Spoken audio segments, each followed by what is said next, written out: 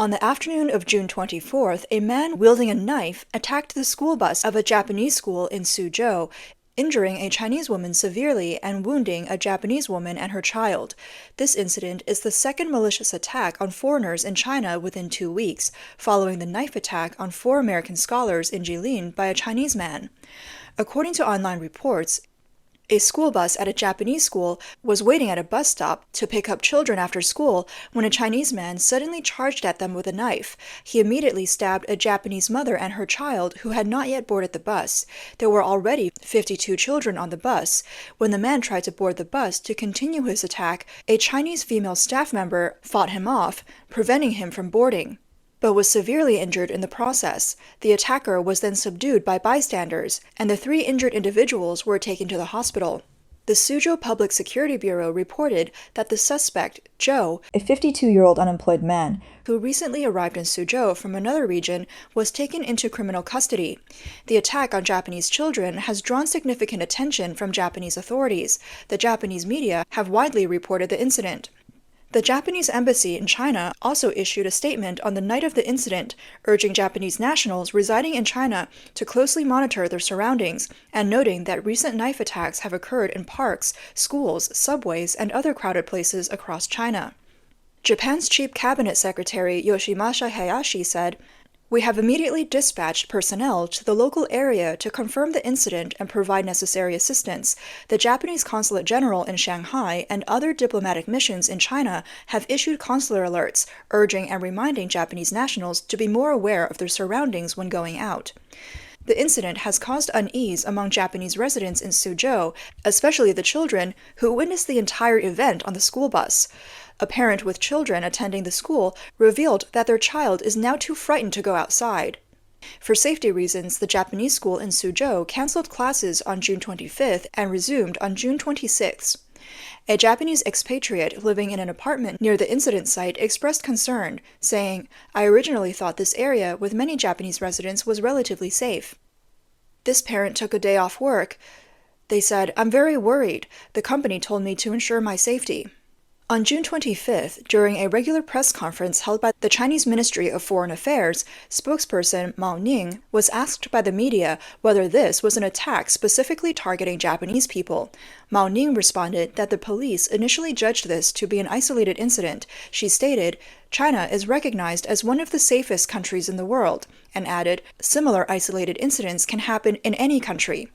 On the afternoon of June 10th, an incident occurred in Beishan Park, Jilin Province, where 4 American teachers from Cornell College in Iowa were seriously injured in a knife attack. The Chinese Ministry of Foreign Affairs at the time also classified it as an isolated incident, stating that the attacker acted after a collision with one of the victims. According to official reports from Suzhou, among the 3 injured, the 30-year-old Japanese woman and her child are not in life-threatening condition. However, the staff member who bravely intervened succumbed to her injuries on the morning of June 26. The Suzhou Public Security Bureau announced on June 27th that the Chinese staff member who lost her life was Hu Youping, 55, a resident of Gusu District, Suzhou. The Suzhou city government is considering posthumously awarding Hu Youping the title of Suzhou City Heroic Model.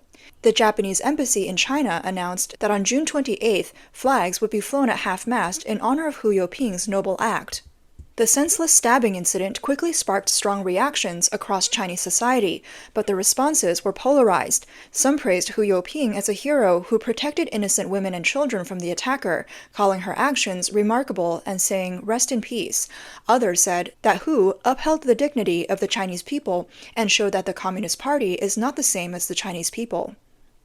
In contrast, some social media comments celebrated the violence. Some netizens demanded that the attacked Japanese mother and child prove their innocence and provide evidence that their ancestors did not invade China. Many internet users angrily denounced Hu Youping as a traitor for protecting Japanese people, while some even labeled the attacker a hero, stating that Japanese people deserve to be killed. Others revived memories of Japan's wartime aggression against China, bluntly stating, "Sorry, but I hate Japanese people."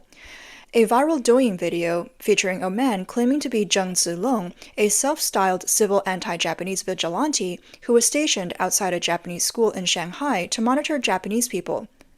According to the video, he is a parent of a missing child. He said, "我现在在上海日本人学校门口。 I am now at the gate of the Japanese school, and I will monitor everything here.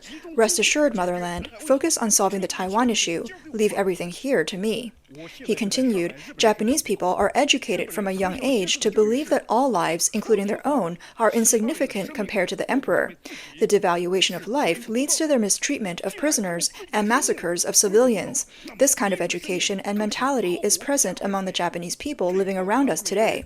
The so-called anti-Japanese vigilante groups are grassroots anti-Japanese organizations formed by Chinese civilians during the Second Sino-Japanese War. Several such groups, often named the Iron Blood Anti-Traitor Corps, operated in cities like Shanghai, Yangzhou, and Shandong, primarily targeting Japanese individuals for assassination.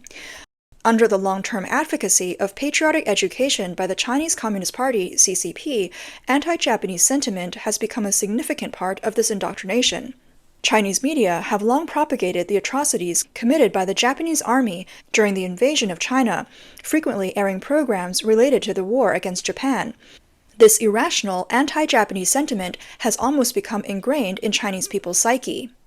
Whenever Sino-Japanese relations experience friction, some Chinese nationalists, aligning with the CCP's stance, launch waves of anti-Japanese actions in anger. The fuse for this anti-Japanese sentiment is easily ignited by issues such as controversies over Japanese history textbooks, visits to the Yasukuni Shrine, disputes over the sovereignty of the Senkaku Islands, and the discharge of nuclear wastewater. These topics can directly provoke public outrage and lead to explosions of popular anger. For the CCP, using patriotism to incite xenophobic emotions among the populace is highly effective and almost unfailingly successful. In recent years, anti-Japanese sentiment in China has been regarded as politically correct. Pro-Japanese Chinese individuals are often labeled as traitors or Japanophiles by nationalists. The internet frequently sees the emergence of individuals or groups akin to the Boxer Rebellion, claiming to be anti-traitor squads, specifically harassing Japanese restaurants, boycotting Japanese goods, and attacking pro-Japanese individuals. Those unintentionally involved in fields related to Japanese politics, culture, history, or traditions are likely to face severe backlash from nationalists. For example, in 2001, actress Zhao Wei faced massive public outcry after appearing in a magazine photo wearing a dress resembling the Japanese military's rising sun flag. As a result, she was attacked with excrement during a live performance. In 2021, artist Zhang Zhehan faced widespread criticism for appearing in a photo with the Yakusuni Shrine in the background while visiting Japan to view cherry blossoms. He was accused of having questionable political views and was subsequently boycotted by the industry.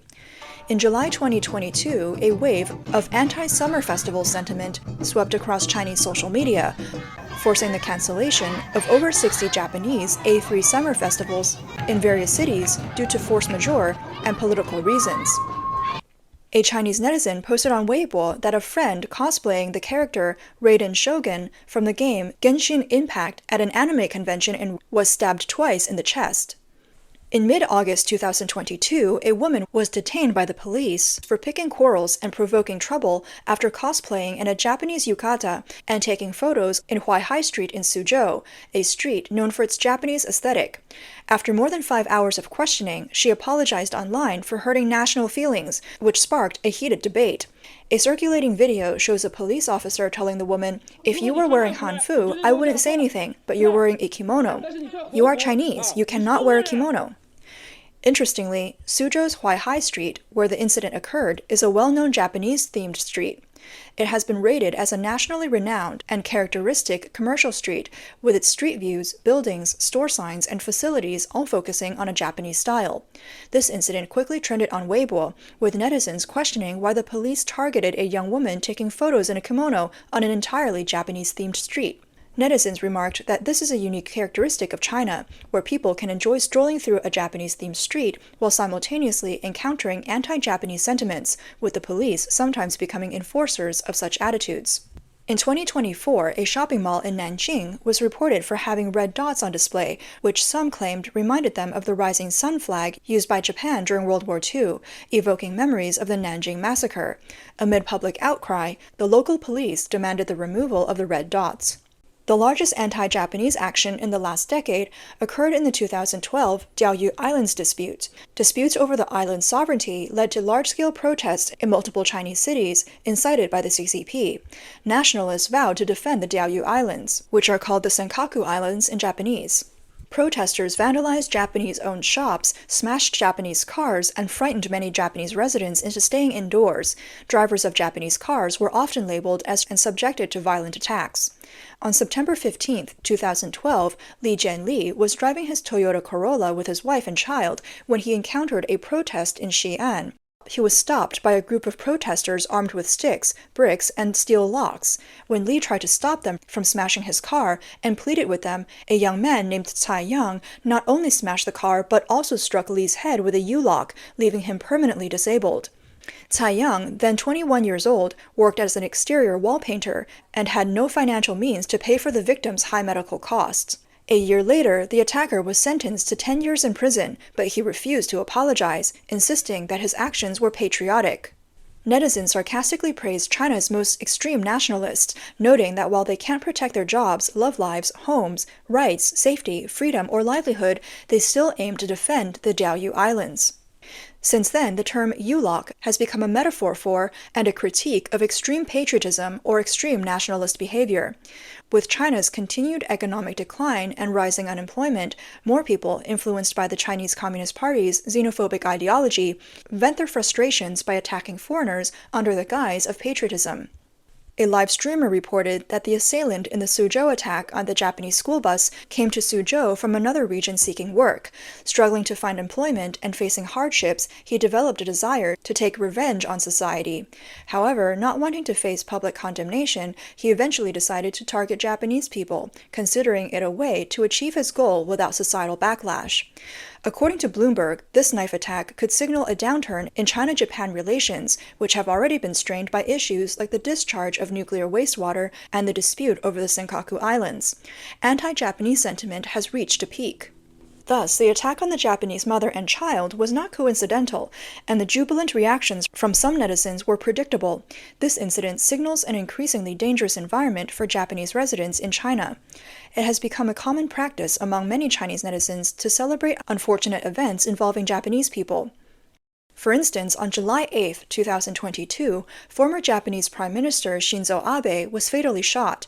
While the news shocked the world and prompted condolences from leaders of many countries, the response from mainland Chinese citizens were markedly different, often displaying schadenfreude and mockery, with some even celebrating the event. The inhumane comments on Chinese social media caught the attention of international media.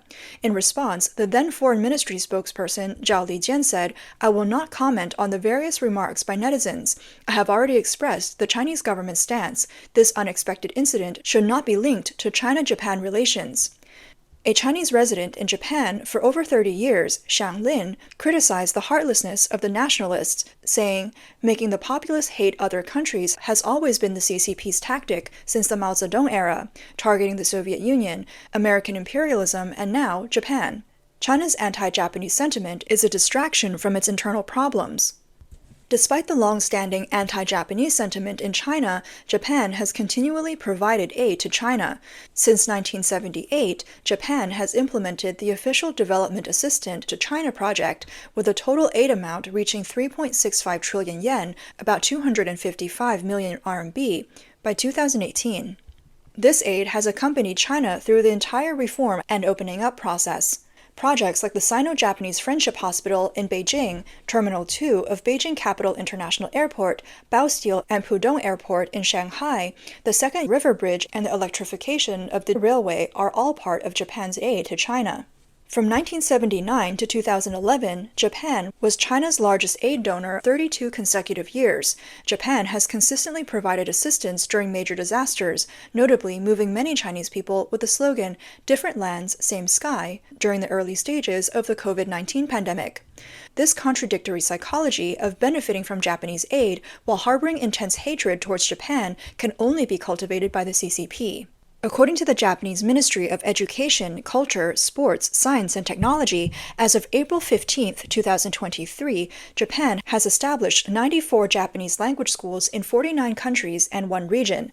Mainland China currently hosts 13 Japanese language schools, with one located in Suzhou New District, established in 2005.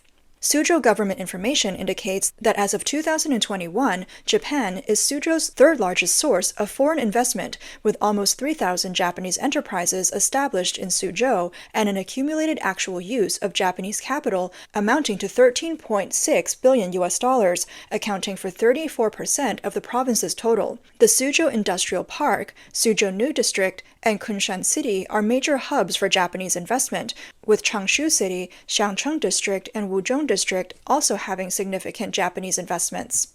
Japan's investment in Suzhou mainly focuses on the automotive industry, equipment manufacturing, electronic communications, biopharmaceuticals, and fine chemical sectors.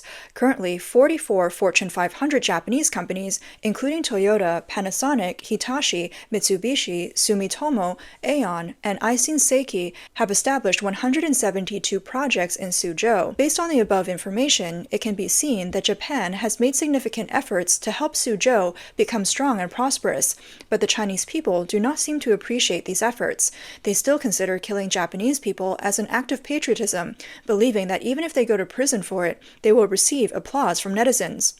In recent years, with the intensification of geopolitical tensions, the economic cooperation between Japan and China is also expected to change, with many Japanese companies withdrawing from China. Commentators believe that the attack on the Japanese mother and child, along with the cheers from Chinese netizens, may accelerate the departure of Japanese investors from China, which is increasingly seen as an unsafe country.